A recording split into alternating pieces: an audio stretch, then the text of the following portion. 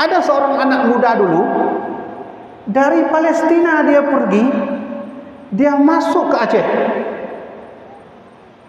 Anak muda inilah yang nanti membawa satu jasa ke Aceh sehingga Aceh ditakuti dunia. Aceh ini tidak akan pernah ada kalau tidak ada santri. Aceh ini tidak akan pernah ada kalau tidak ada ulama. Siapa ulamanya yang datang ke Aceh Besar, yang sehingga Aceh Besar menjadi kerajaan terkuat saat itu? Syekh Abdullah Kan'an. Dia bawa 300-an santri, termasuk muridnya Sultan Johan Shah. Bukan hanya seorang ulama, ahli ekonomi, ahli pembuat senjata, ahli faham strategi perang. Beliau adalah Syekh Makhdum Abdullah, atau disebut dengan Tengkuci di Kandang, atau Tuanku di Kandang. Kalau ingin kuasai Aceh, pisahkan rakyatnya dari ulamanya.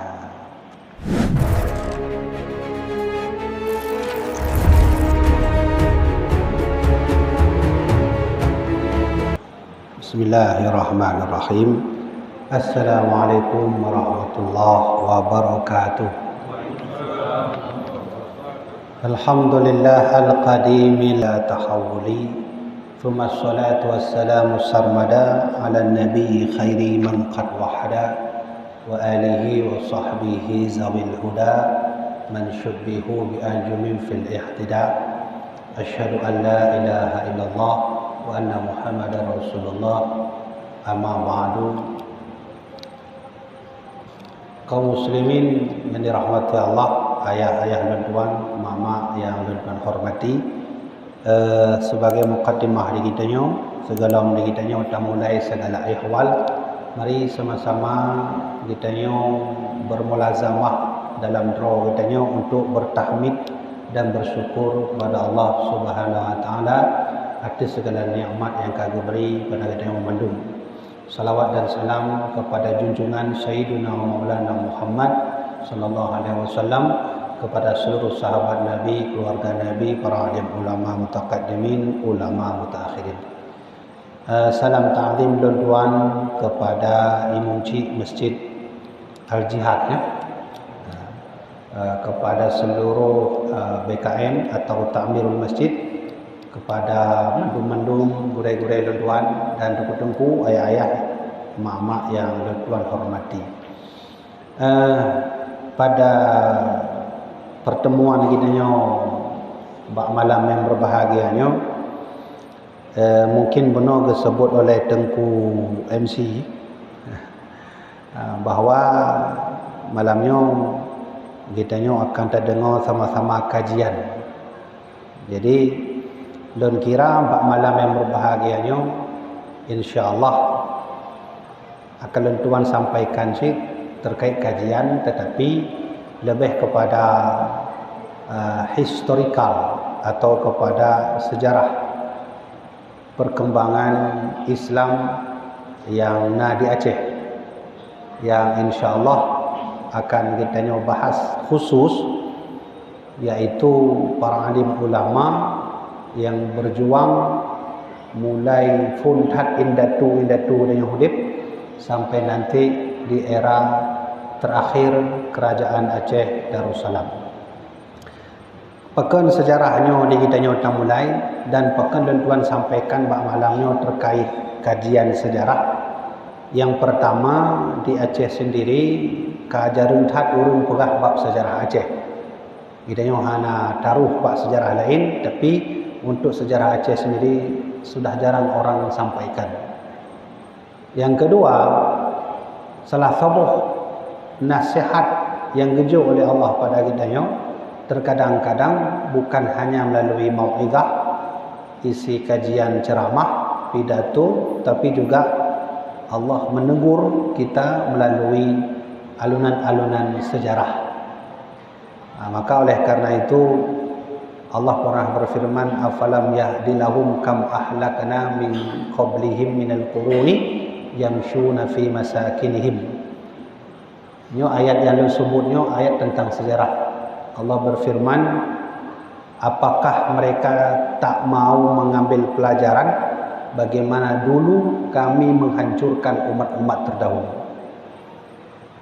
Afalam yasiru fil ardi, mengapa kamu nak mau berjalan? Allah yuqja' begitu. Yuja' bak tempat-tempat sejarah. Kam ahlakna min qablihim minal quruni, bagaimana kami dulu menghancurkan mereka. Jadi andai napeng idanya yang 30 aja tajak bak makam Firaun. Bak makam Firaun, bak tempat Qarun, Abu Lahab, ni tajak dia.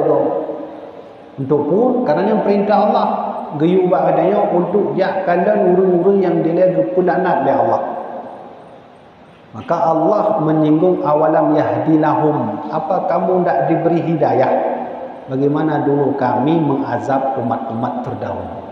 Maka oleh karena itu kita ambil sebaliknya, bukan yang diazab tapi orang-orang terdahulu yang diberi nikmat oleh Allah Subhanahu wa taala.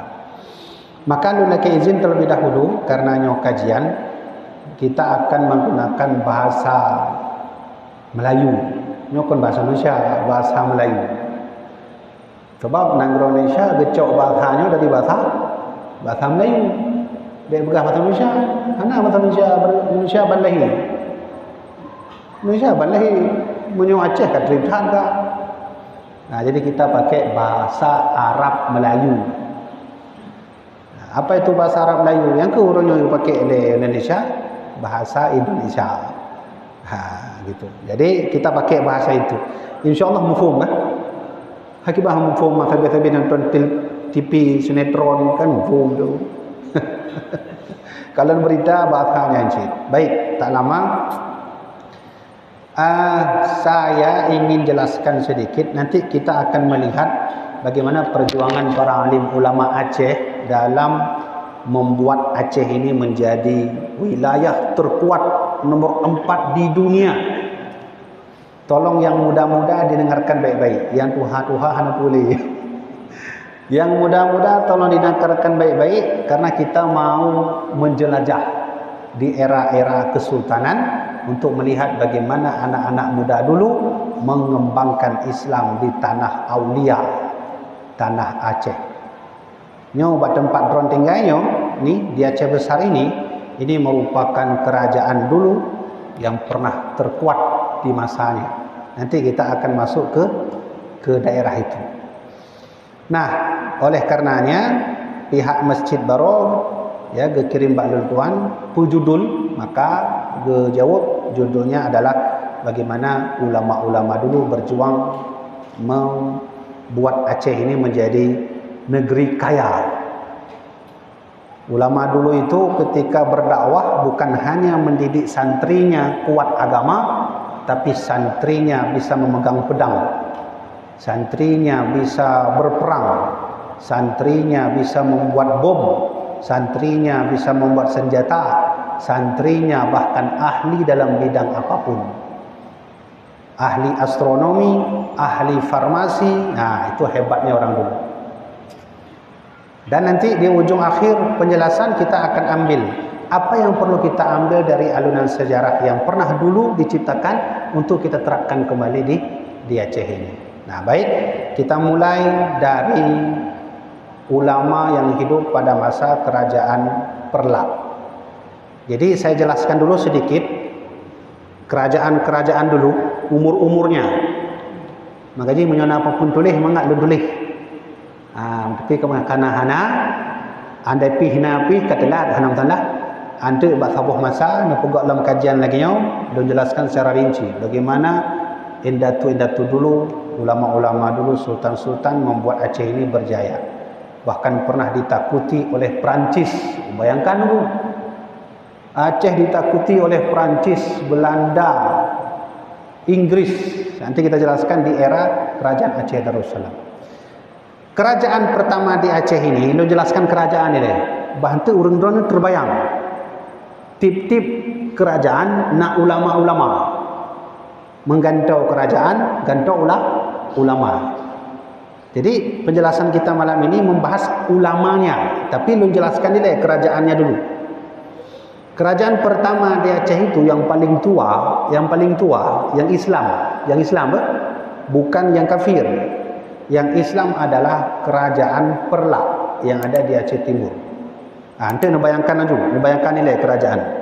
Kerajaan Perlak itu hadir tahun 840 hingga nanti bergabung dengan Samudra Pasai tahun 1292. Abad padu kan?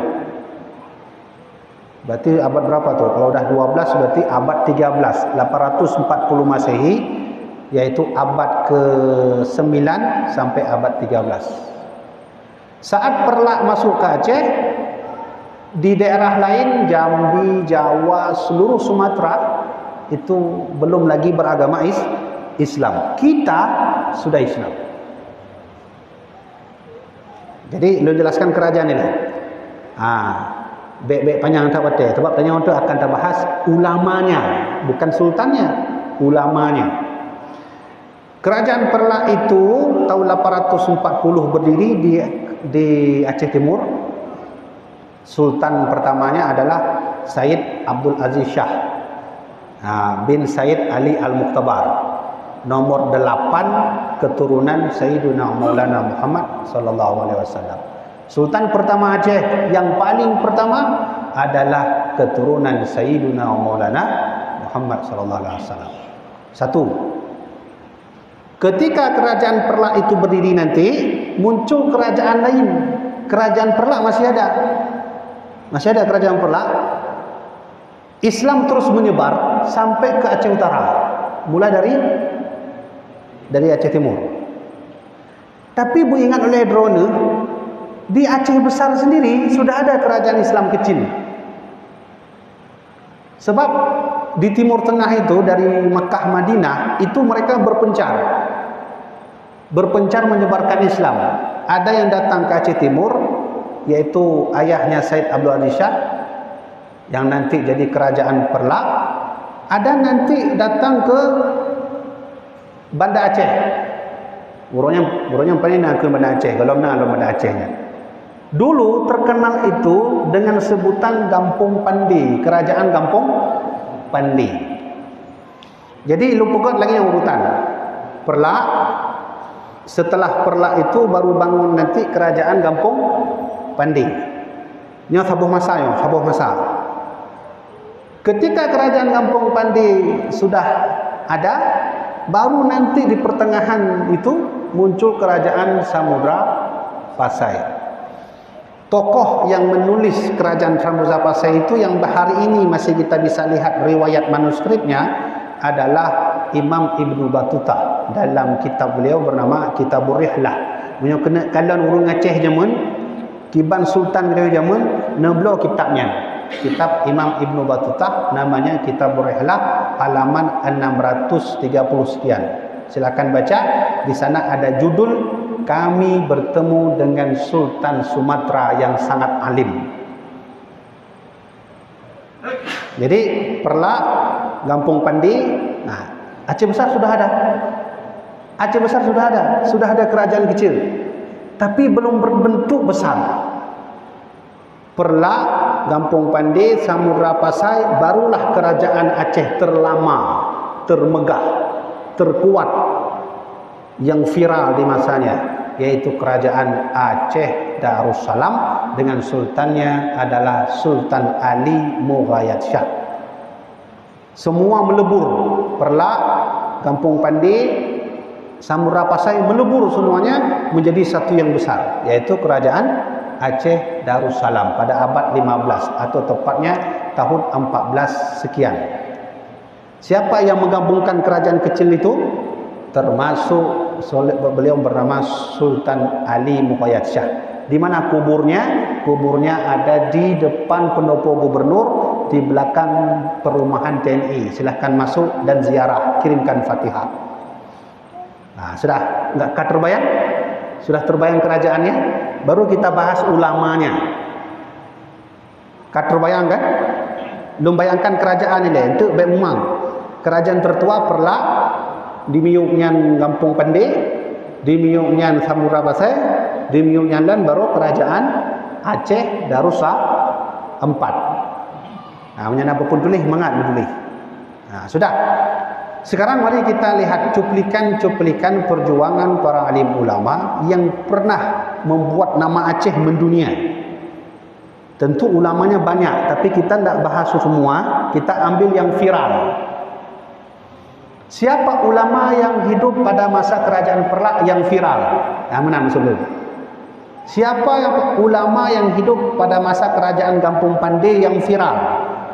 Siapa ulama yang hidup pada masa kerajaan Samurapasai yang viral? Dan siapa juga yang hidup, ulama yang hidup pada masa kerajaan Aceh Darussalam yang viral? Viralnya bahasa Royo, punya kitab yang masyhur namanya. Sudah? Baik, kita ingin tahu apa pergerakan yang dibuat oleh ulama-ulama dulu. Sebelum kita mulai, kita baca hadis. Rasulullah dalam riwayat Imam Muslim, beliau pernah bersabda, innallaha ta'ala taibun la yuqbalu illa taiban. Allah itu maha baik dan Allah tidak menerima yang tidak baik. Di ujung hadis itu Nabi bersabda, innallaha amaral mu'minina bima amara bihi al-mursalina. Sesungguhnya apa yang Allah sampaikan, Allah perintahkan kepada orang beriman, yaitu ulama, sama seperti Allah perintahkan kepada para nabi. Nabi diutus ke bumi dengan ulama diutus ke bumi sama. Bedanya derajat saja. Visinya apa visinya? Visinya menyampaikan ajaran tauhid la ilaha illallah. Baik, kita mulai dari kerajaan Perlak. Pertanyaannya, siapakah ulama yang paling terkenal pada masa kerajaan Perlak? Nah, terbayang kerajaan Perlak? Ulang. Perlak, di bawah Perlak, Kampung Pandai, di bawah Pandai, Samurapasai, di bawah Samurapasai baru kerajaan Aceh Darussalam. Kita mulai dari atas. Kerajaan Perlak. Kita dah bahas kapan berdiri kerajaan, kita bahas ulamanya. Siapa yang saat itu ulama pada masa kerajaan Perlak yang viral, yang masyhur, yang pernah membawa nama Aceh mendunia? Beliau berasal dari Kan'an. Kalau dengar Kan'an, ingat siapa? Nabi Nuh alaihi salam. Ulang. Beliau berasal dari daerah bernama Kan'an. Kalau dengar Kan'an, ingat Nabi Nuh. Kenapa? Karena tenggelamnya namanya anak Nabi Nuh yang durhaka itu diabadikan menjadi suatu daerah namanya Kan'an. Kan'an itu adanya di Palestina. Ada seorang anak muda dulu dari Palestina, dia pergi, dia masuk ke Aceh. Anak muda inilah yang nanti membawa satu jasa ke Aceh sehingga Aceh ditakuti dunia. Ada satu jasa yang dibawa oleh anak muda ini yang saat nanti beliau wafat, beliau meninggal, itu jasanya itu ditakuti dunia. Kan kampungmu.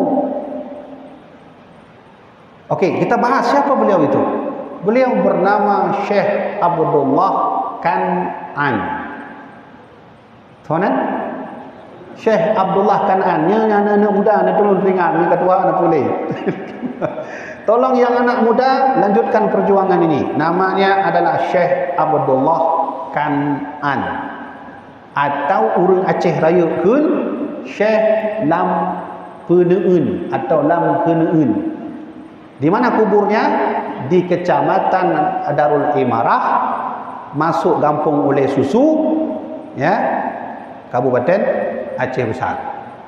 Nanti jawab kubur beliau.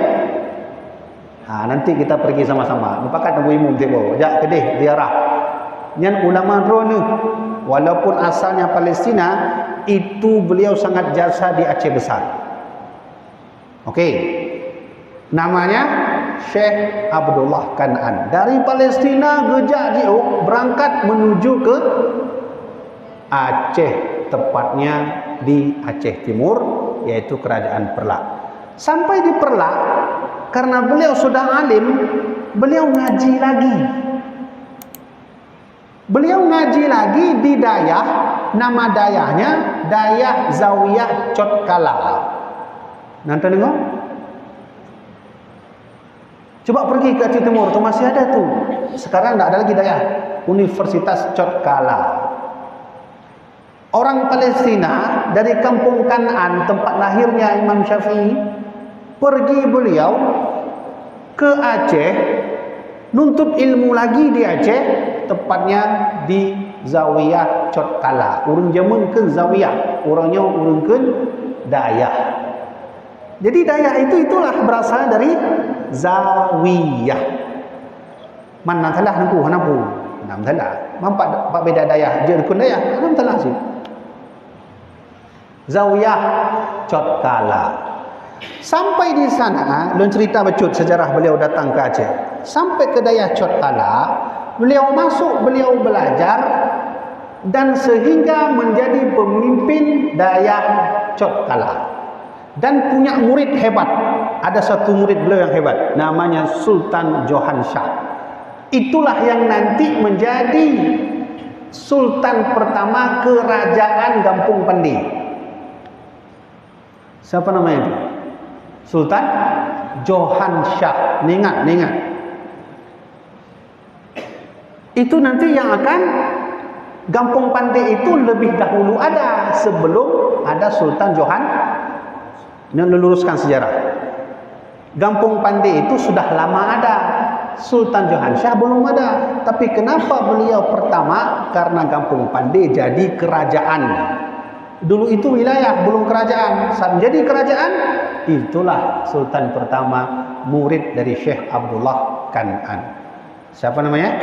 Sultan Johan Shah. Sudah. Sekarang mari kita bahas jasanya. Jasanya banyak sekali untuk Aceh. Saya bahas dua saja. Ini yang membawa nanti.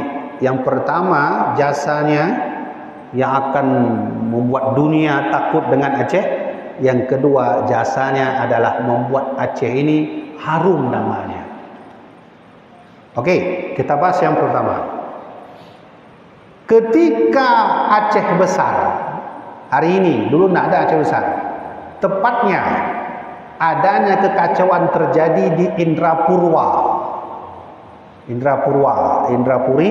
Indrapatra. Indrapurwa, walaupun sekarang tidak ada lagi namanya itu Indrapurwa, yang ada Indrapuri, Indrapatra. Indrapurwa ini terjadi kekacauan internal, serangan yang didatangkan dari dinasti Cina. Orang Cina datang ke Indrapurwa, ke Aceh besar, tempat dronnya, diseranglah itu kerajaan Indrapurwa itu. Dan ingat, saat itu belum Islam. Di Indrapurwa belum Islam. Apa yang terjadi? Salah seorang menteri punya baharinya lah. Salah seorang menteri itu yang di Indrapurwa menulis surat.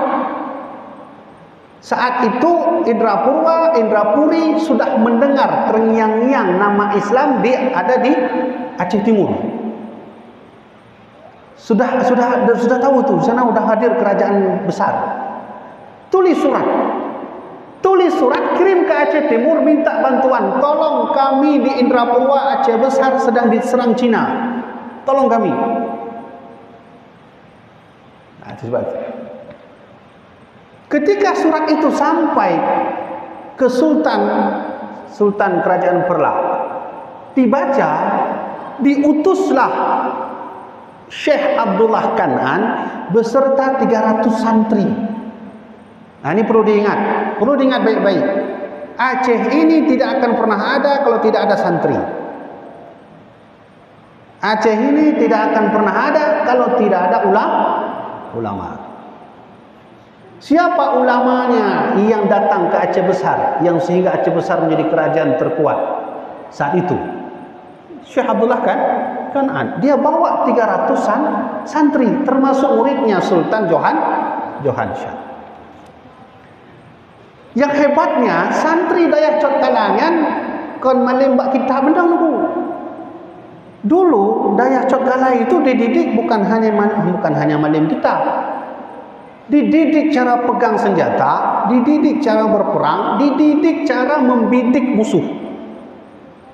Maka diseleksi oleh Syekh Abdullah Kan'an 300 santri berangkat dari Aceh Timur ke Aceh Besar. Singkat cerita, datang ke Aceh Besar, maka terjadilah perang besar-besaran melawan dinasti Cina. Saat itulah dinasti Cina kewalahan melawan pasukan dari Dayak Cot Galang. Saya ulangi lagi, kalah melawan pasukan dari Dayak Cot Galang. Baik.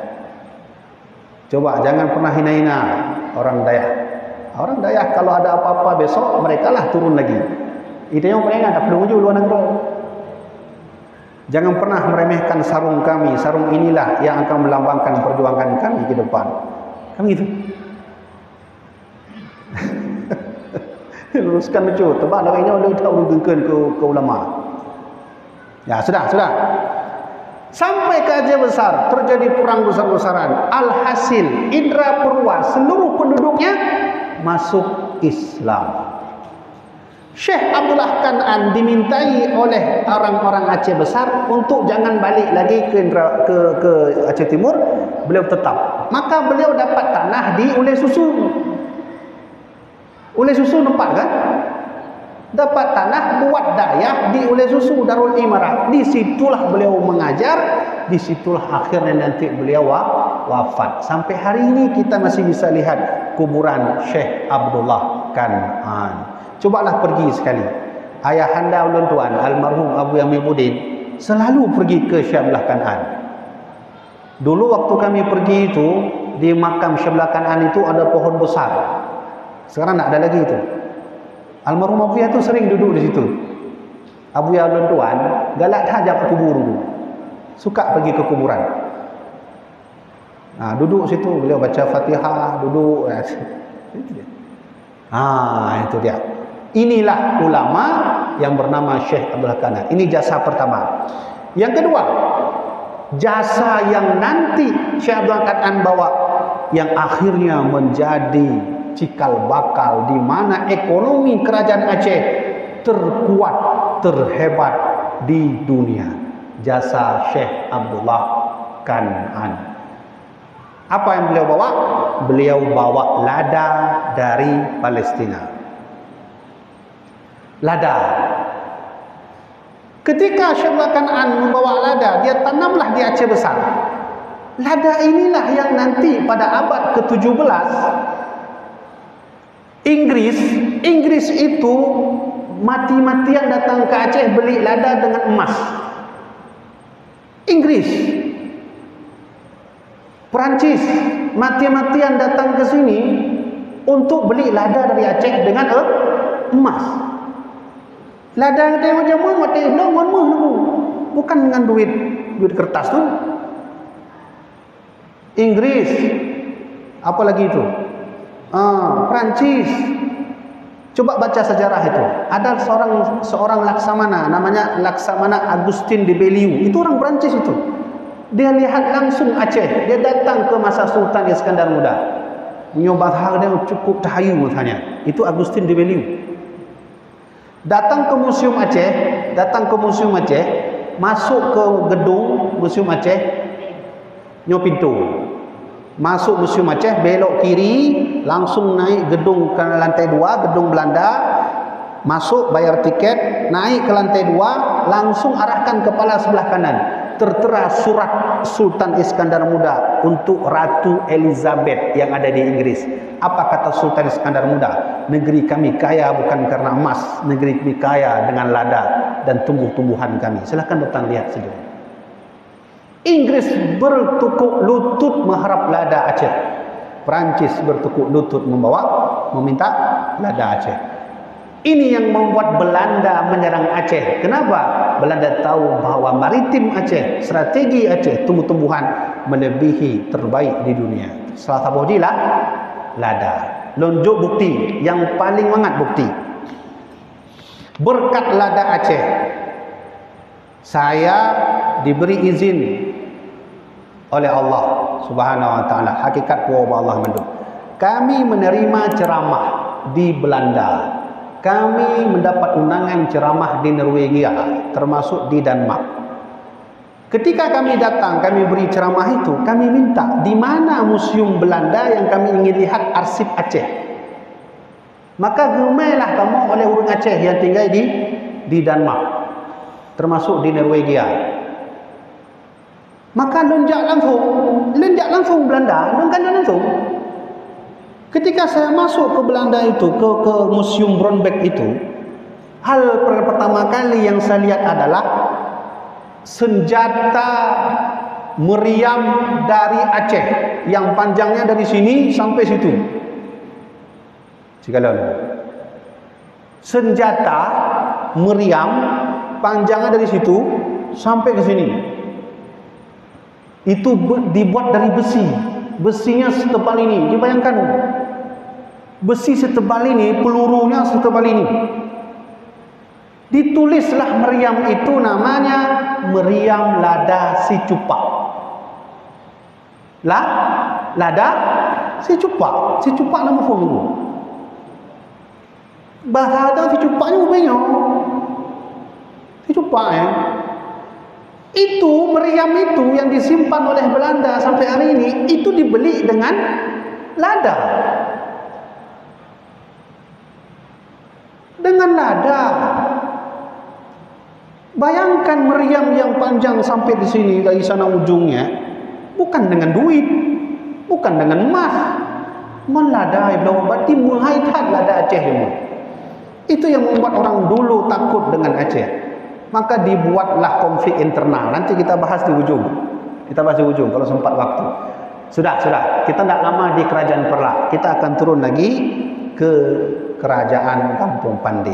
Siapa ulama masa itu? Ulama masa itu bernama Syekh Tuanku di Kandang. Nanti apa? Syekh Tuanku di Kandang. Namanya adalah Syekh Makhdum Abdullah. Okey, apa yang telah beliau bawa untuk Aceh? Beliau adalah salah seorang ulama, bukan hanya mengajar di Dayak, bukan hanya memberi petuah di Dayak, tapi beliau menciptakan ekonomi terbesar di Kampung Pandi. Inilah yang membuat nanti kelak Kampung Pandi adalah satu wilayah yang bisa menciptakan ekonomi termasuk emas. Yang kena orangnya macam kalau orang menyudak Kampung Pandi, hana tengah jajak kata gila umur. Namanya. Kadang tengah duduk merempok bersawa. Kadang tengah pipi rokok, kan merempok senjata. Kenapa? Karena Kampung Pandi dikenal sebagai wilayah sumber terciptanya senjata terbanyak di Aceh, emas, besi, dan seluruhnya. Ini jugalah yang membuat nanti dunia takut dengan Kampung Pandi. Kampung Pandi takut, kon Aceh ini. Pertanyaannya, siapa yang mengolah itu? Siapa yang memajukan Kampung Pandi itu? Beliaulah salah seorang ulama terkenal, bukan hanya seorang ulama, ahli ekonomi, ahli pembuat senjata, ahli faham strategi perang. Beliau adalah Syekh Makhdum Abdullah, atau disebut dengan Tengkuci di Kandang, atau Tuanku di Kandang. Silakan pergi ke kuburannya. Nampak? Payah aja. Nyo kan kalinya payah aja adu. Ana payah pray lain ja. Sebab begini, saya ingin jelaskan. Belanda itu dia tidak akan takut dengan senjata kita. Karena Belanda lebih kuat senjatanya. Belanda tidak akan takut dengan senjata kita. Yang Belanda takut itu ketika orang Aceh kembali mau belajar tentang indatunya, sultannya, ulamanya, sejarahnya. Itulah yang membuat Belanda mengasingkan Cut Nyak Dien ke arah Sumedang. Kenapa Belanda mengasingkan Cut Nyak Dien? Belanda tak mau besok perempuan-perempuan Aceh mau lagi belajar seperti beliau. Pindahkan jasadnya. Untung Tengku Umar lebih dahulu wafat. Kalau tidak, Tengku Umar dipindahkan juga. Maka kalaulah ada orang-orang Aceh tak kenal sejarahnya, disitulah keberhasilan Belanda membuat Aceh tak pernah maju lagi. Maka datang. Sudah ya, karena kita tidak lama. Mungkin nanti ada sesi tanya jawabnya. Sudah, Perlak sudah, Kampung Pandai sudah, barulah nanti Samudra Pasai. Nah, di antara ulama pada masa Samudra Pasai yang paling terkenal saat itu adalah ulama itu juga seorang sultan. Beliau adalah Sultan Malik Al-Zahir. Kalau ingin lihat Samudra Pasai, lihatlah Sultan Malik Al-Zahir, buka kitab Imam Ibnu Battutah, namanya Kitabur Rihlah, tolong dicari judulnya adalah Kesultanan Al-Jawi. Jawi yang bukan Jawa. Bentenarnya nak bukan Jawa mana bukan Jawa itu. Kesultanan Al-Jawi atau As-Sumatera. Silakan buka.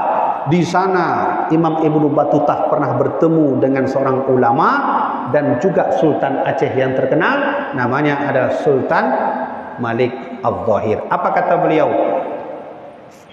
Masyian 'alal aqdami ila jum'ati. Dia seorang sultan Syafi'i madhaban. Madhabnya Syafi'i. Seorang sultan yang datang solat Jumat tak pernah pakai kendaraan tapi jalan kaki. Maka Sultan Malik Al-Zahir saat itulah menjadi sultan yang juga seorang ulama. Silakan baca. Tengku, kadang tu nak urang tanya, hana mungkin kamu belaw tengku, kamu hanji ubat Arab. Punya hanji ubat Arab, nak belaw ubat Indonesia. Hana apa yang tebal seperti ini. Kalau tidak ada, download aja di Google. Nyah napu berhala balik ke Google. Tolong silakan download di Google. Judul bukunya kitab atau terjemahan Kitabur Rihlah karya Imam Ibnu Battutah. Buka halaman 600 sekian. Silakan baca bagaimana Aceh pada masa Samudra Pasai. Dan hebatnya Samudra Pasai adalah ternyata ulama bukan hanya seorang laki-laki, hadir juga nanti seorang perempuan yang juga dikenal menjadi sultanah, yang juga dikenal sebagai ulama besar dari perempuan. Namanya adalah Sultanah Nahrisyah. Pernah dengar namanya? Sultanah Nahrisyah. Kalau menurut riwayat lain, Sultanah Nahrasyah. Nah, pernah pergi kuburannya? Pergi ke Lok Semawe, lewat sedikit ke Lok Semawe, nanti masuk ke makam Sultan Malik As-Saleh, satu arah, lewat lagi Sultan Malik As-Saleh, maka bertemulah dengan cucunya Sultan Malik As-Saleh yang juga seorang ulama dari kalangan perempuan. Namanya Sultanah Nahrisyah. Apa hebatnya Sultanah Nahrisyah? Sultanah Nahrisyah adalah tokoh utama yang menyebarkan Islam ke seluruh Asia Tenggara. Islam masuk ke Thailand, Islam masuk ke Patani, Islam masuk ke Cina, sampai nanti ke Asia Tenggara seluruhnya. Itu juga berkat dari seorang ulama perempuan atau sultan, namanya Sultanah Nahrisyah. Bagaimana hebatnya orang dulu. Nah, ini kalau kita tidak tahu begini, ya udah dikira Aceh haku benar-benar aja warna pun. Oh, nak bisa. Aceh nak bisa hanapu harus diperjuangkan. Lagi lembagah benar. Belanda itu tak takut dengan senjata kita karena mereka lebih faham tentang senjata. Yang mereka takut adalah ketika orang Aceh sudah mau lagi belajar sejarahnya. Itulah yang membuat Belanda mengasingkan Cunyadin, yang membuat Belanda membumi hanguskan satu buku yang ditulis oleh ulama. Nama bukunya adalah Kitab Hikayat Perang Sabi yang ditulis oleh ulama Aceh bernama Tengku Cik Pantai Kulu. Buku itulah yang dicari-cari Belanda. Kata Belanda, kalau kau dapat buku itu bakar. Itulah yang membuat orang Aceh bangkit semangatnya. Dan buku itu tidak ada di Aceh. Gaduh dulu. Nah, sudah ya. Sultan Perlak sudah, Kerajaan Perlak sudah, Kampung Pandai sudah, Samudra Pasai sudah. Sebenarnya banyak sekali ulama pada masa Samudra Pasir, termasuk Syekh Jalaluddin As-Samarkandi. Kita tidak ada waktu bahas itu karena waktu kita singkat. Banyak sekali ulama pada masa itu. Kita akan masuk ke era termegah, terhebat yang pernah ada.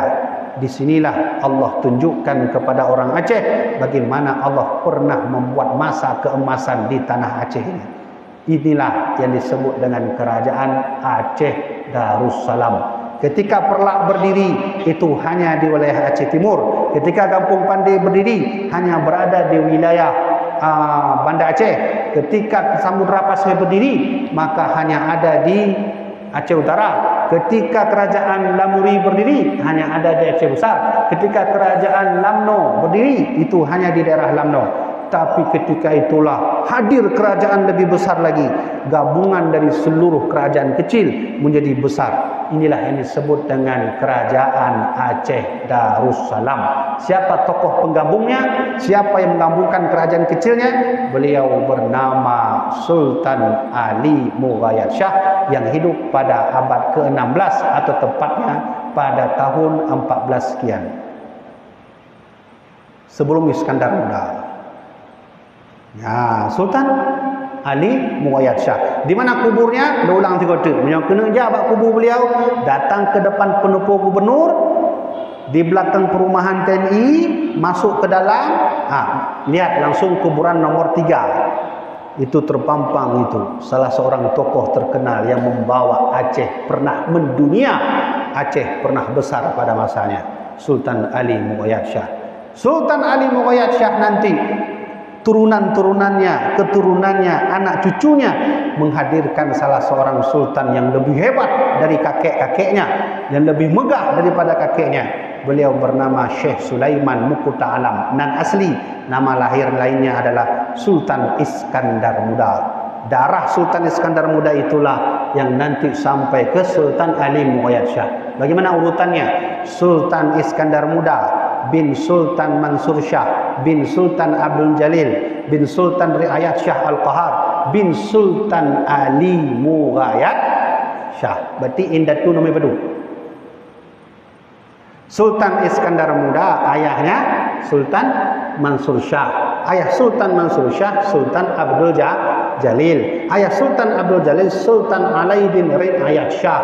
Ayah Sultan Alaiddin Riayat Shah Sultan Ali Mughayat Shah. Nomor 5. Maka harus diketahui ketika Sultan Ali Mughayat Shah menggabungkan seluruh kerajaan kecil, di sinilah Aceh sudah mulai dikenal di dunia. Dibuka pintu Sabang saat itu. Cina masuk. Arab masuk. Seluruh Asia Tenggara masuk. Dari orang-orang Singapura ujung masuk. India masuk. Makanya Sultan Iskandar Muda itu punya adat. Sultan Iskandar Muda itu punya satu adat, adat maritim. Nama adatnya adat usyur. Nanti nengok. Sultan Iskandar Muda itu buat kebijakan namanya untuk kelautan.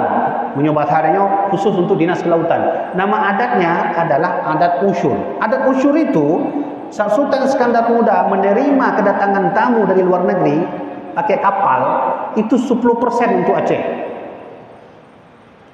Sultan tanya, kamu kesini ngapain? Mau berdagang Sultan, 10% untuk kami. Kamu kesini ngapain? Mau singgah Sultan, 10% untuk kami. Kamu ngapain di sini?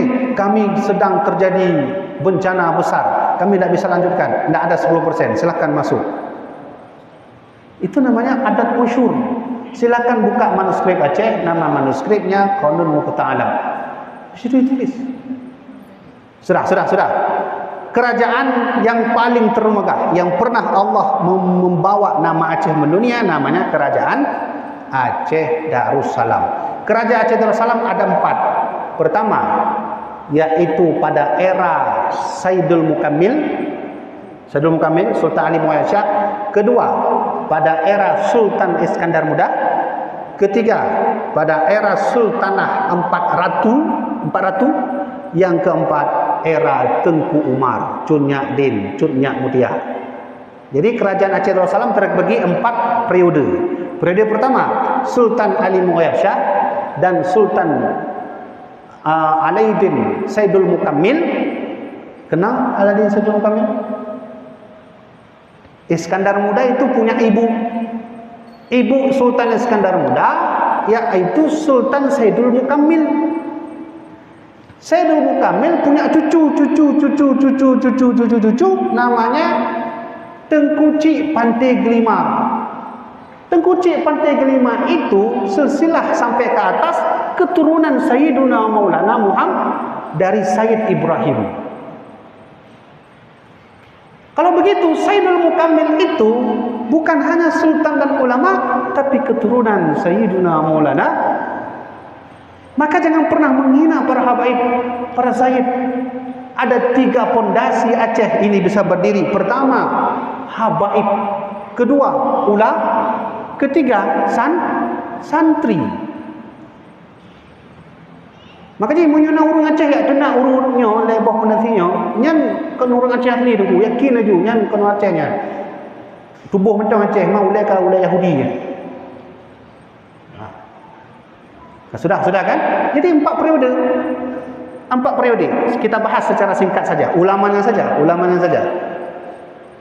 Ulang. Kerajaan Aceh Darussalam itu kerajaan paling terlama. Hadirnya tahun 14 sekian, runtuhnya tahun 1903. 14 sekian, runtuhnya tahun 1903. Berapa puluh tahun sebelum lahirnya Abuya Mudawali Al-Khalidi. Runtuhnya kerajaan Aceh Darussalam. Ada 4. Yang pertama, era Sultan Ali Muayyad Shah. Apa kebijakan Sultan Ali Muayyad Shah?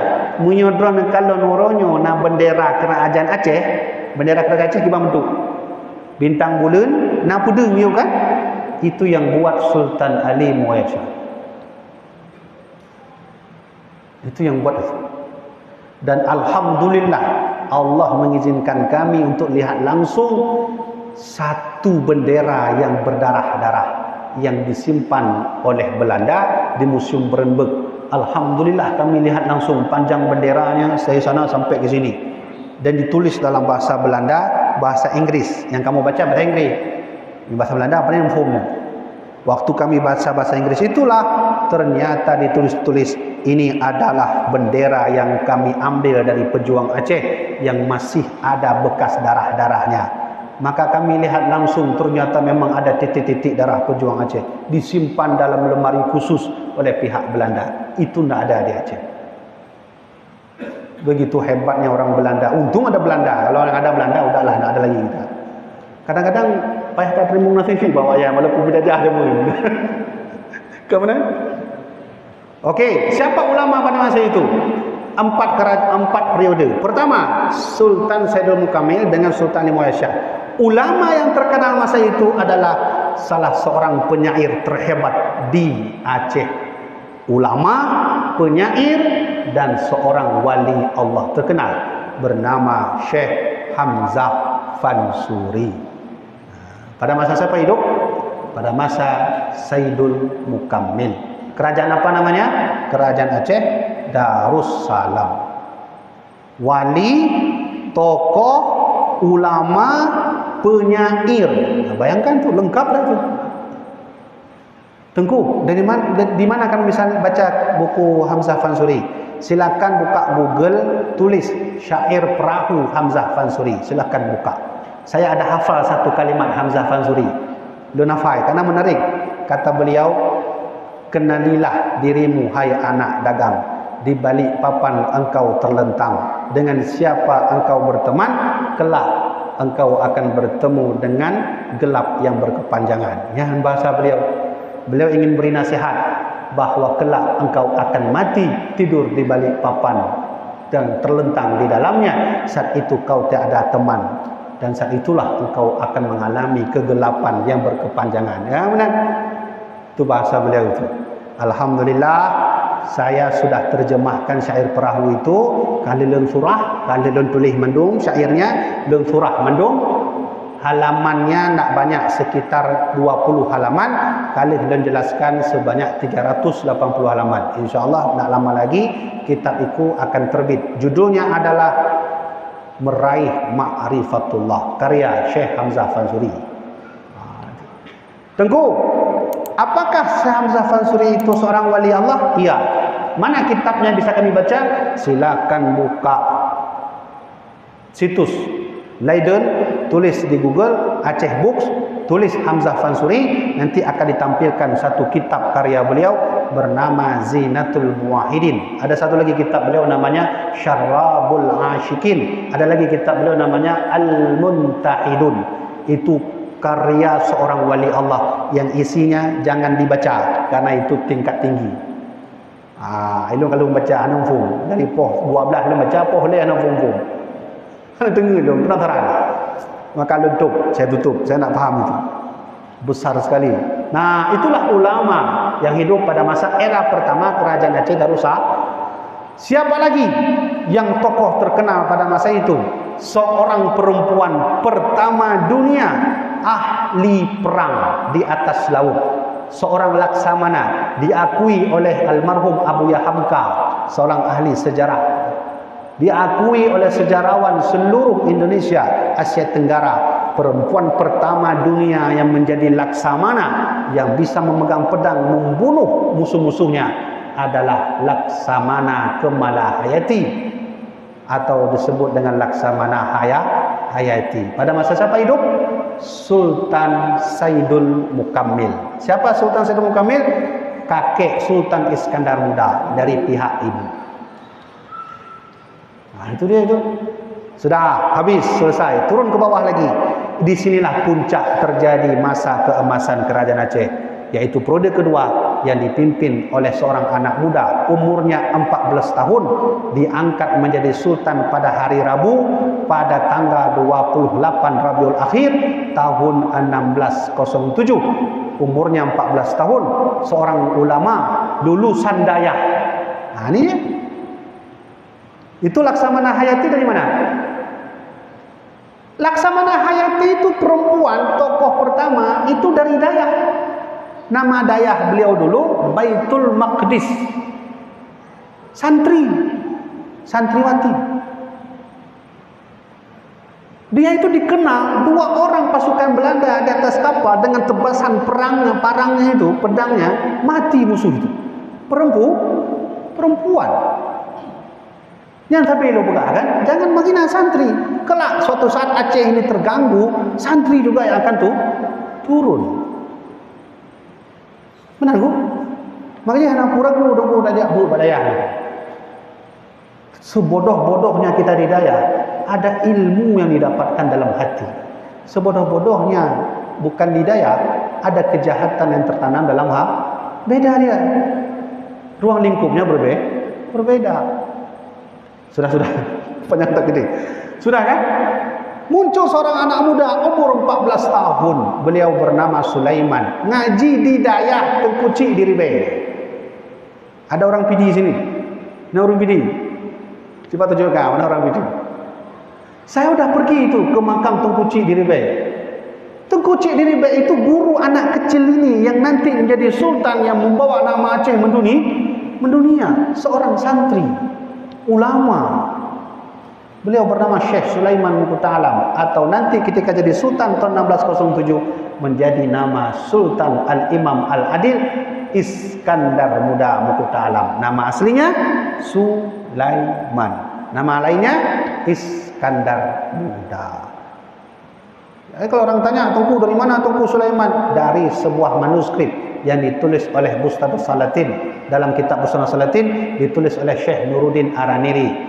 Dari mana saya tahu nama beliau Sulaiman? Dari sebuah manuskrip bernama Safinatul Hukam yang ditulis oleh murid Syekh Abdul Rauf As-Singkili, yaitu Syekh Jalaluddin At-Tarusani. Dan saat Sultan Iskandar Muda itu hiduplah, hadir seorang ulama yang juga terkenal. Kita hanya bahas ulama. Nanti tengok pukul dalam pengajian khusus membahas sultannya. Sekarang kita bahas ulamanya. Siapa ulama yang terkenal masa itu? Beliau adalah imam cik pertama Masjid Raya Baitur Rahman yang dipilih langsung oleh Sultan Iskandar Muda. Beliau adalah Syekh Abdul Rauf As-Singkili atau Syekh Kuala. Syekh Kuala ngaji ke Madinah, ngaji ke Yaman, ngaji ke India. Bahkan banyak kiprah beliau untuk kemajuan Aceh. Ketika Sultan Iskandar Muda wafat, Sultanah Safetuddin hadir menjadi sultanah. Saat itulah ekonomi Aceh terganggu. Yang menyelamatkan ekonomi Aceh, Syekh Abdul Rauf As-Singkili dalam sebuah kitab Mir'atut Tullab. Dibawa kitab itu dipraktekkan ke Aceh. Yang praktekkannya itu adalah Sultanah Safetuddin. Ketika Sultanah Safetuddin mengalami politik yang kurang bagus, kirim surat ke Syekh Abdul Rauf As-Singkili, kirim lagi. Nanti hadir seorang muridnya menulis kitab Safinatul Hukam, hukum pidana perdata Kerajaan Aceh Darussalam. Jadi dari kejauhan Syekh Abdul Rauf Singkili mengontrol Kerajaan Aceh, walaupun saat itu yang pimpin seorang perempuan. Nanti kita bahas kenapa perempuan pimpin, yang pembahasan lain. Saat itulah tunggu-tunggu sekalian, era Sultan Iskandar Muda, hadir ulama-ulama besar. Pertama, Syekh Abdul Rauf Singkili. Kedua, Syekh Muhammad Yamin. Ketiga, Syekh Samsuddin As-Sumatrani, murid Syekh Hamzah Fansuri. Inilah dua tokoh ini yang ikut bersama Sultan Iskandar Muda kemana beliau pergi. Dari mana saya tahu? Dari manuskrip Safinatul Hukam. Dan Syekh Samsuddin Sumatrani wafat di Malaka saat mengantarkan Iskandar Muda membantu peperangan melawan Portugis di Malaka. Dan beliau wafat tahun 1629. Kalau ingin ke Malaka, pergilah ke makam ulama kita, namanya Syekh Samsuddin As-Sumatrani. Udah selesai. Siapa lagi tunggu di era itu? Yaitu Syekh Faqih Jalaluddin dan seterusnya.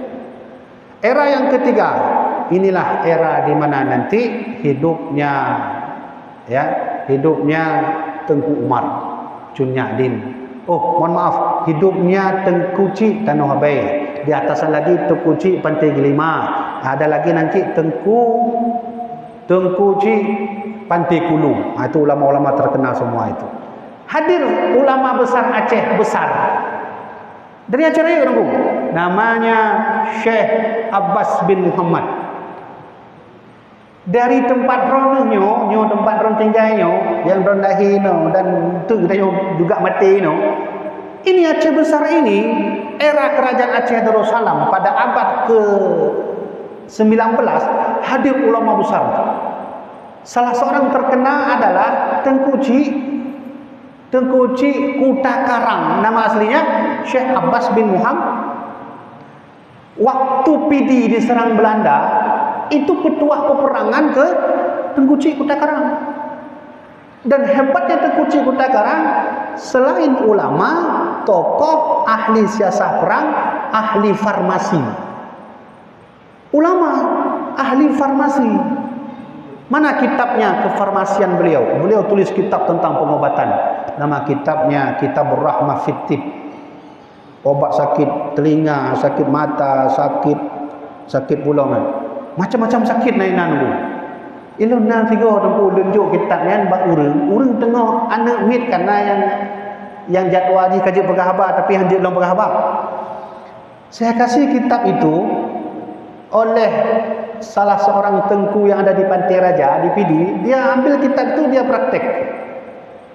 Dia buat airnya, dia semprot ke lidah ini di bawah lidah itu. Anu min dalam jubah apa? Dia semprot itu sembuh anak itu. Orang tuanya bahagia kali. Sampai sekarang belum terkenal tuh di Pantai Raja.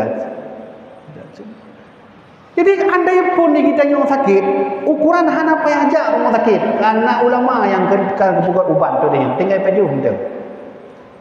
Yang hebatnya bahawa Tengku Cik Kuta Karang bukan ulama, ahli farmasi, ahli astronomi. Beliau pernah buat kitab tentang astronomi.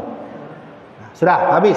Di masa itu juga ada salah seorang ahli syair pengganti Hamzah Fansuri, namanya Tengku Cik Pantai Kulu. Tinggalnya di Aceh besar.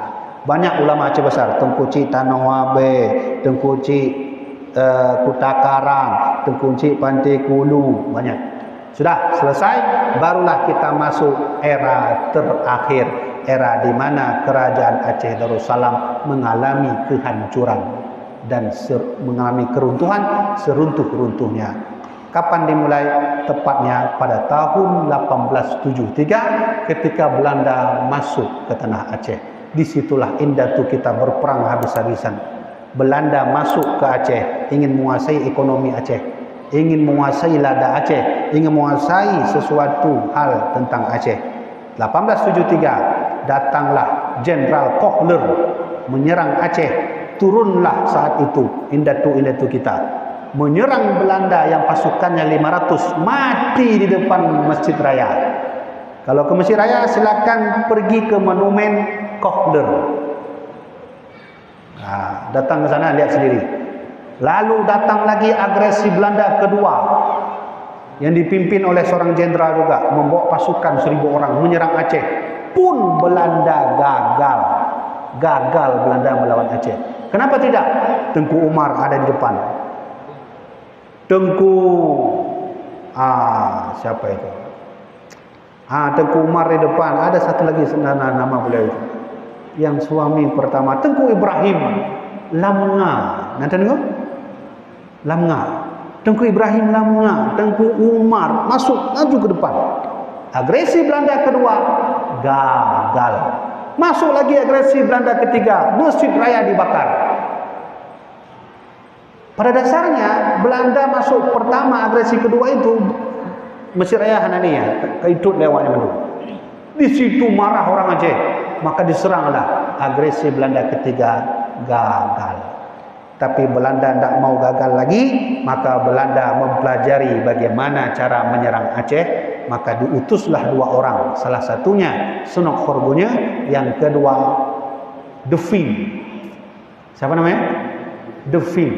De Ving itu seorang ahli sejarah Aceh dari Belanda. Bayangkan, Belanda ingin menguasai Aceh, dia pelajari dulu sejarah. Ya, Belanda kalau ingin kuasai Aceh, dia pelajari dulu sejarahnya. Kalau ingin lihat wujud si De Ving itu, buka Facebook saya, nama Facebooknya Tengku Habibi Wali, scroll ke bawah, De Ving sedang berdiri begini ya. De Ving itu sedang lihat ada silsilah kerajaan Samudra Pasai, dia lihat begini. Itu gambar dia itu. Disitulah ternyata benar adanya Sunok Horgonya masuk. Kata mereka, kalau ingin kuasai Aceh, pisahkan rakyatnya dari ulamanya.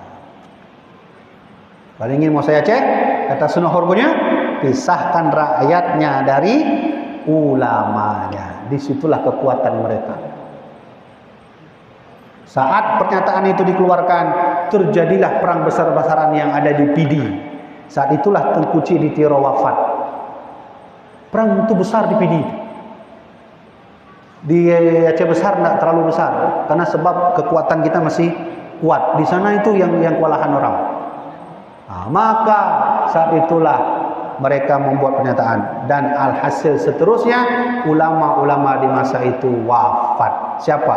Tengku Cik Tanawabe. Tengku Umar itu wafat juga. Beliau juga seorang ulama. Tahun 1903 selesai sudah, Tengku Umar wafat, Cun Nyak Din diasingkan, ulama-ulama lain pun tidak ada lagi. Hingga hari ini Aceh belum bangkit lagi. Hingga hari ini Aceh tidak pernah seperti dulu lagi. Kenapa? Satu saja alasannya, jawabannya. Inilah kunci pengajian kita. Kenapa Aceh tidak pernah maju seperti Kerajaan Perlak? Kenapa Aceh tidak pernah maju seperti Samudra Pasai dulu? Kenapa Aceh tidak pernah maju seperti Sultan Iskandar Muda dulu? Jawabannya satu saja. Siapa yang memberi jawaban ini? Ulama drone Tengku Cik Kutakarang. Ketika beliau menulis kitab Tadhkirah Rakidin, sebelum beliau menutup kitabnya, beliau berwasiat untuk masyarakat Aceh. Kalau engkau ingin memajukan Aceh ini lagi, pesan saya 3. Pertama, jangan pisahkan kalian dengan Al-Quran. 1. Nah, ini dengarkan baik-baik ini. Kalau ingin Aceh kembali lagi, jangan pisahkan kalian dengan Al-Quran. Kedua, jangan kau berpisah dengan sunnah Sayyiduna Maula Muhammad. Ketiga, jangan pernah melupakan jasa-jasa orang dulu. Inilah 3 jawaban yang sangat-sangat terbaik. Kalau ingin memajukan Aceh seperti dulu, jalankan 3 ini. Siapa jalankan? Pemerintahnya kah? Gampungnya kah? Ulamanya kah? Pedagangnya kah? Semua kembali kepada Al-Quran, hadis dan petuah para alim ulama. Maka kalau ini tidak diikut, sampai kiamat pun tidak akan bisa Aceh seperti dulu. Nyah nampak apa anak bentah. Tahu kena bentah Quran. Bentah juga, bentah dulu. Quran bentah juga. Setuju kan kita kembali kepada Al-Quran? Setuju. Letakkan Quran di meja gubernur, baca.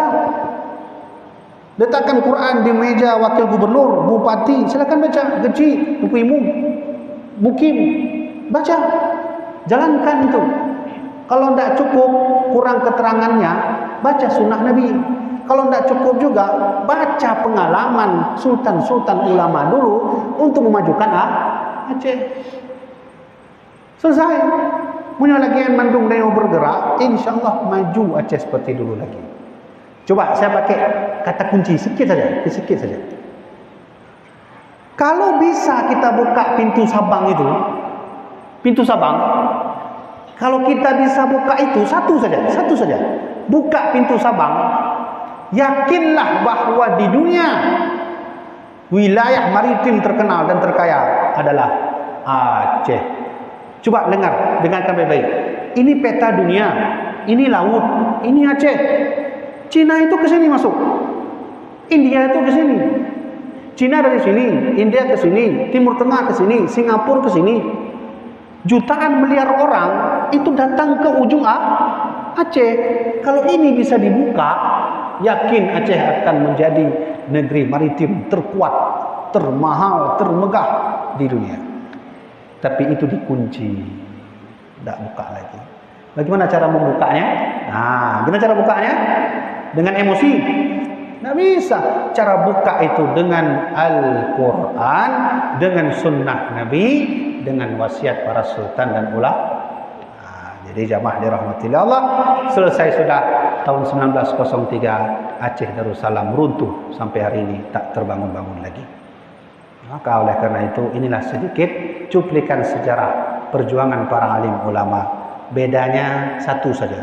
Ulama dulu dengan ulama sekarang bedanya, ini bukan membedakan, tapi menjadi pelajaran bagi kita ke depan, calon-calon ulama. Apa bedanya? Kalau ulama dulu bukan hanya alim dalam kitab kuningnya, tapi juga mempelajari siasat perangnya, ekonominya, farmasinya, astronominya, geografinya, dan banyak ahli dalam bidang membuat senjata militer. Jadi cobalah ke depan seperti itu. Bagaimana caranya, Tengku? Caranya ngajilah di Dayah 10 tahun, 15 Dayah, 15 tahun. Setelah itu daftar ke Inggris, belajar untuk buat nuklir. Gitu kan? Ngaji di Dayah 10 tahun, 15 tahun, setelah itu pergilah kuliah ke Jepang, belajar teknologi Jepang. Kajilah betul tak kami. Maka beginilah cuplikan. Ini saya hanya bahas ulamanya saja, belum lagi bahas sultan-sultannya. Jadi jamaah dirahmati Allah, mungkin 15 menit atau 20 menit paling trip sesi tanya jawab. Silahkan ditanya yang mau tanya. Tolong tanyanya jangan bab nikah. Di mana-mana saya pengajian bab nikah terus. Ini bab sejarah. Silakan Bu.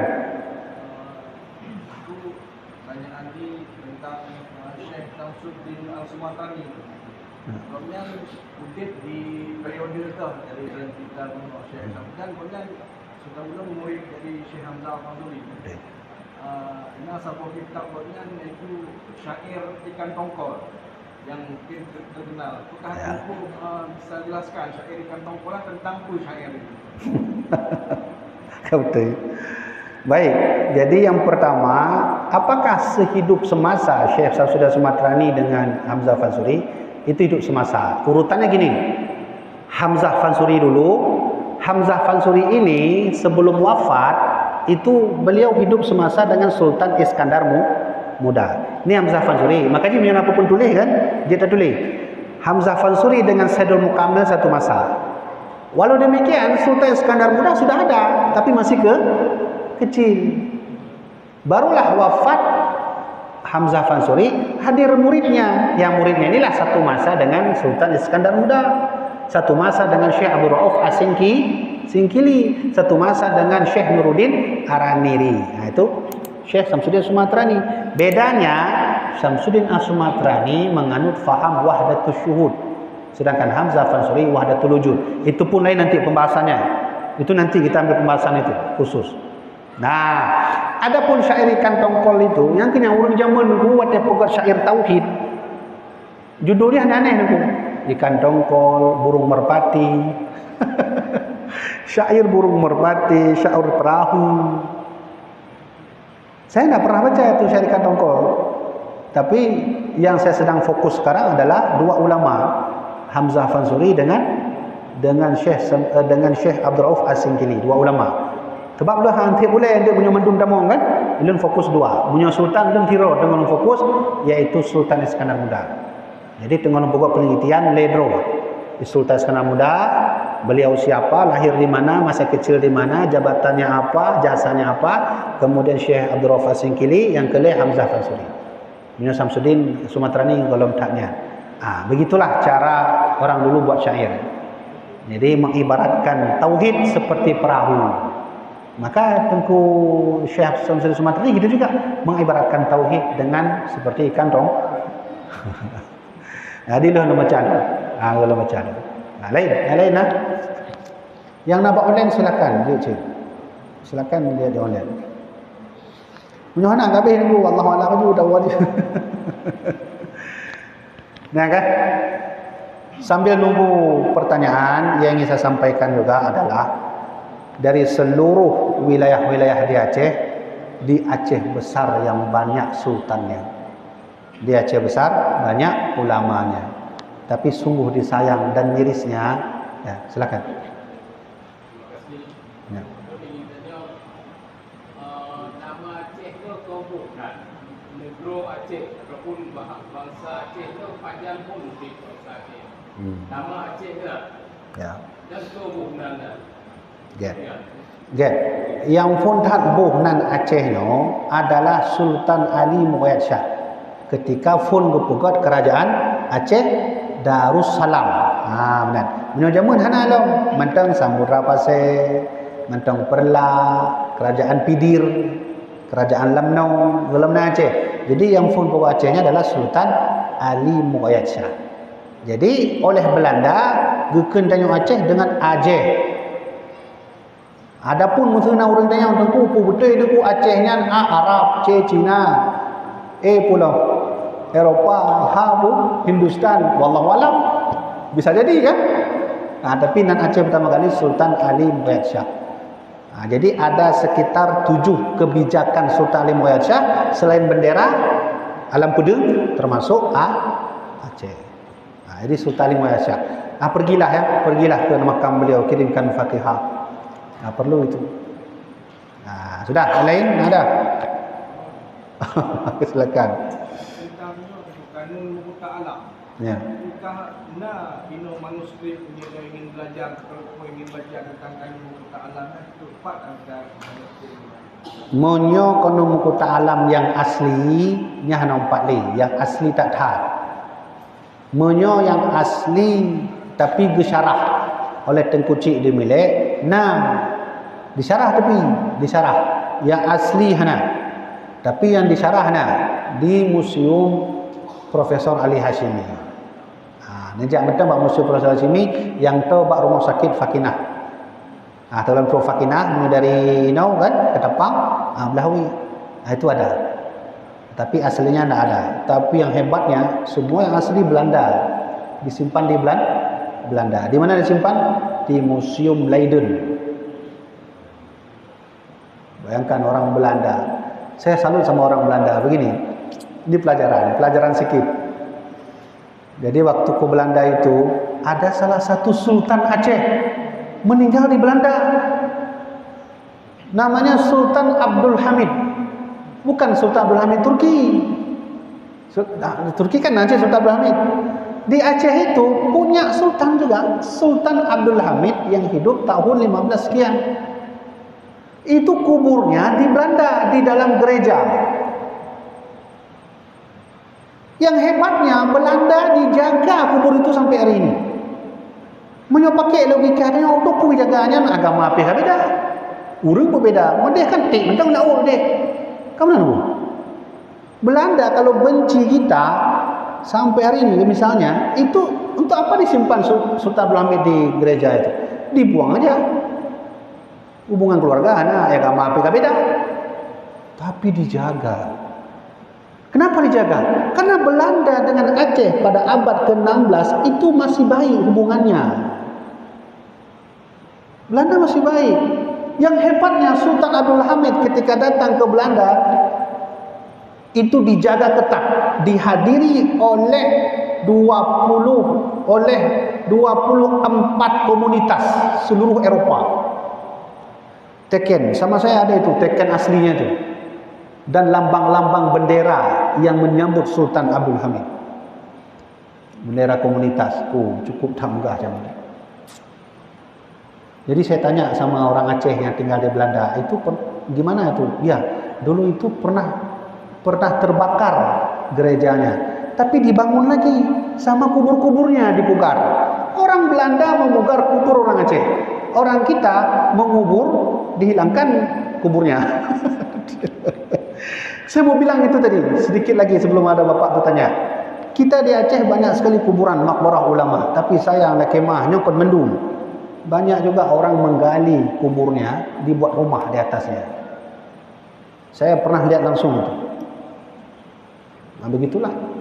Bagaimana Aceh mau maju? Kubur kita gali, kita bangun rumah di atasnya. Marah tunggu? Enggak saya marah. Nah, sekarang pertanyaannya, lebih baik mana? Belanda atau orang Aceh? Kau nanggup? Ya, enggak apa-apa. InsyaAllah saya yakin kelak orang-orang Aceh akan menggantikan jasa-jasa sultan-sultan dulu. InsyaAllah orang Aceh akan bangkit lagi. Cuman sekarang memang dibuat oleh Allah turun dulu, turun. Terburuk, nanti bangkit lagi. Kah, nak lain nak? Cuma ibu-ibu, anak punya orang tanya macam. Punya anak habis orang kapal peluk, kadik tak tengok dia, aku tak mau je. Ha?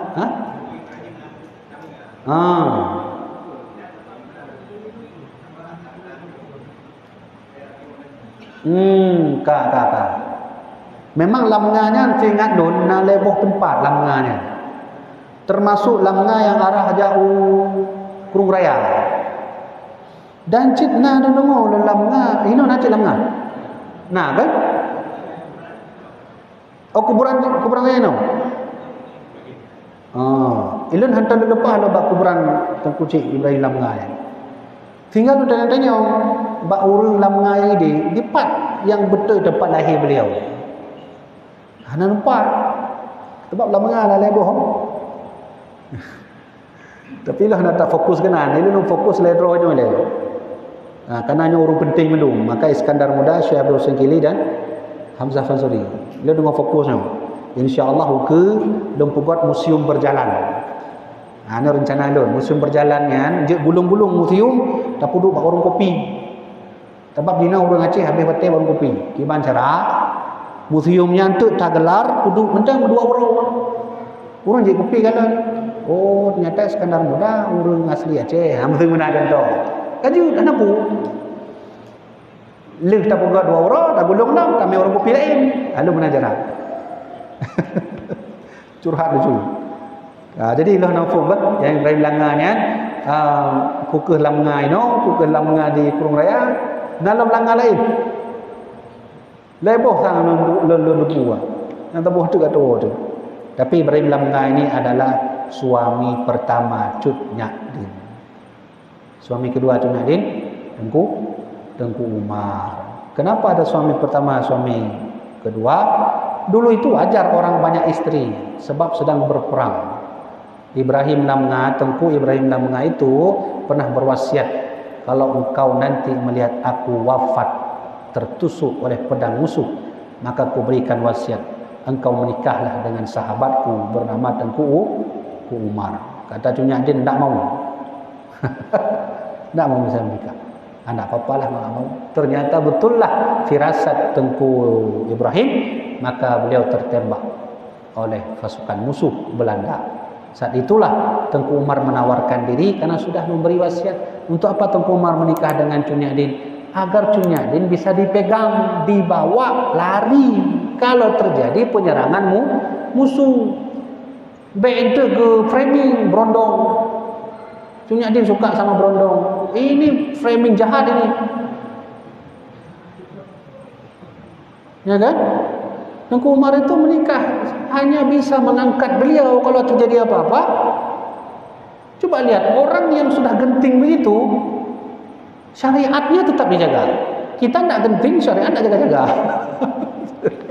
Kami sang tapotu. Kami. Silakan.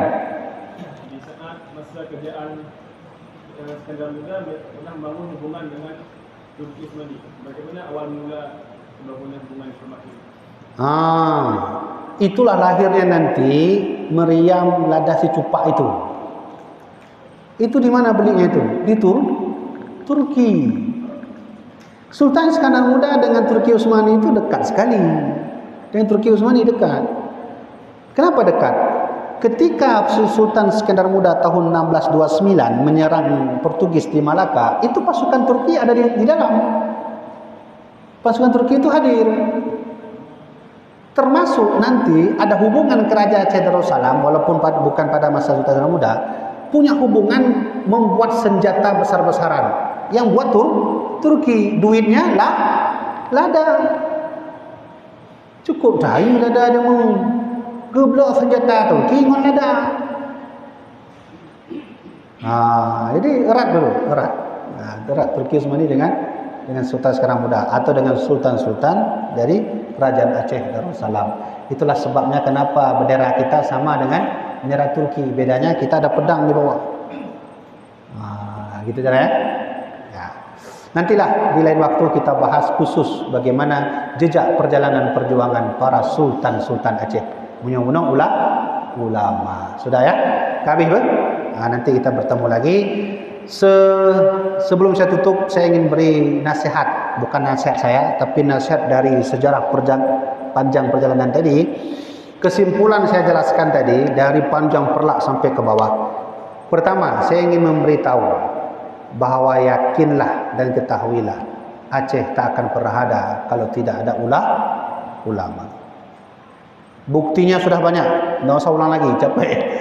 Nanti putar lagi itu videonya. Jangan pernah menghina ulama.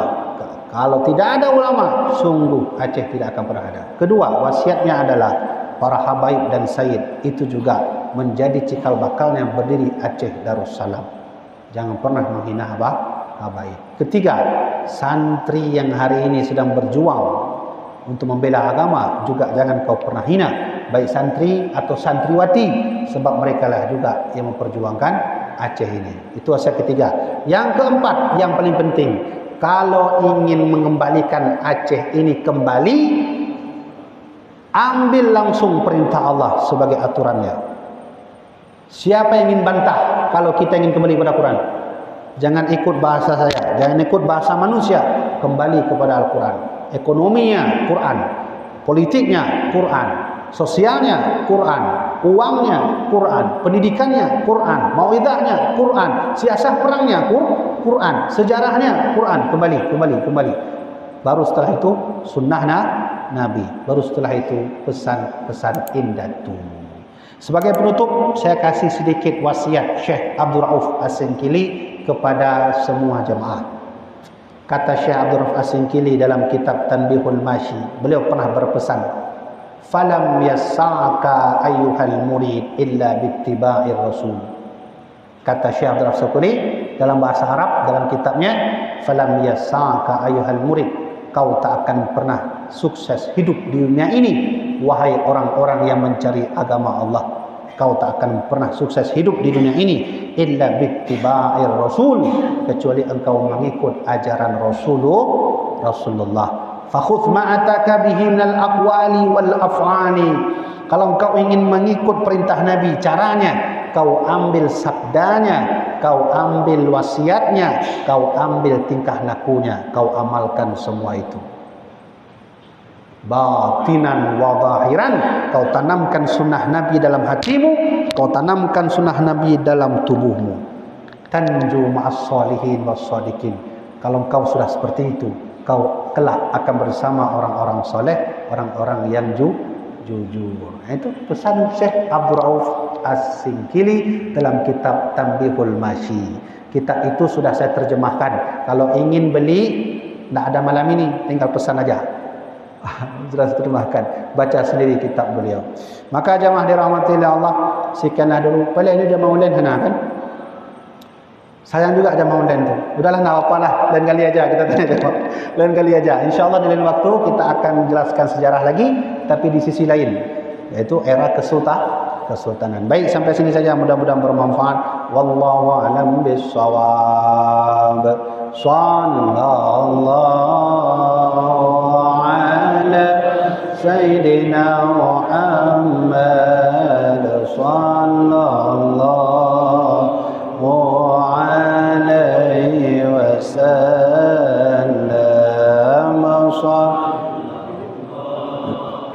ala Sayyidina Muhammad. Sallallahu alaihi wasallam. Sallallahu ala Sayyidina Muhammad.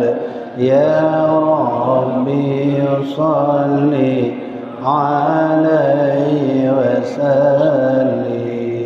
Sekian dari tuan, wallahu alam bisawab. Wassalamualaikum warahmatullahi wabarakatuh.